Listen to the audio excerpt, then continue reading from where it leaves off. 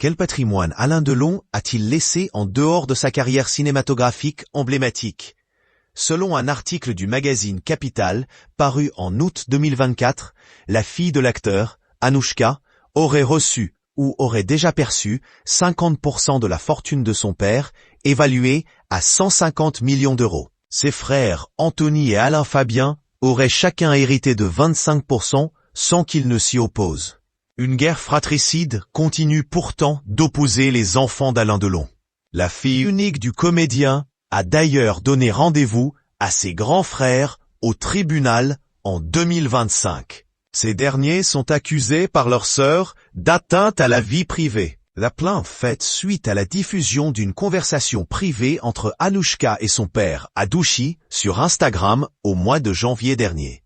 Selon Bernard Violet, cette bataille juridique n'a rien de surprenant. Alain Delon avait des idées très arrêtées sur l'éducation des enfants. On peut dire que ces deux garçons ont pas mal morflé durant leur enfance, expliquait le biographe dans une interview exclusive accordée aux Parisiens dans le cadre de la promotion de son nouveau livre, Les derniers mystères Dolo, publié aux éditions Robert Laffont en novembre 2024.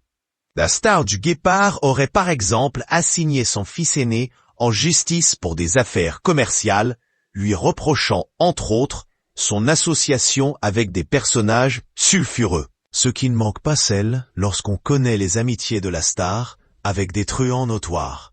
Mais Delon était ainsi.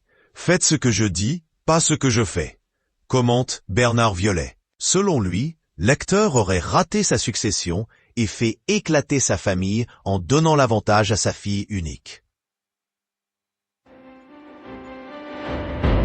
Ma sœur Anouchka elle a 50% de toute la fortune de mon père. Mon frère Alain Fabien et moi on a ce qu'on appelle la part de réserve, c'est-à-dire 25% chacun.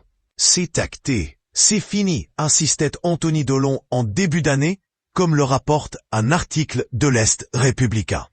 Le patriarche du clan Delon avait en effet tout prévu avant de disparaître. L'acteur a pu favoriser sa fille unique en la nommant exécutrice testamentaire 5 ans avant sa mort. La loi française l'a plus précisément obligé à distribuer les 3/4 de son patrimoine, au minimum, à hauteur de 25% de chacun de ses enfants, explique le quotidien. Il restait ensuite 25%, une part appelée la quotité disponible. Cette part pouvait être librement attribuée à une personne de son choix, y compris l'un de ses enfants, précisent nos confrères.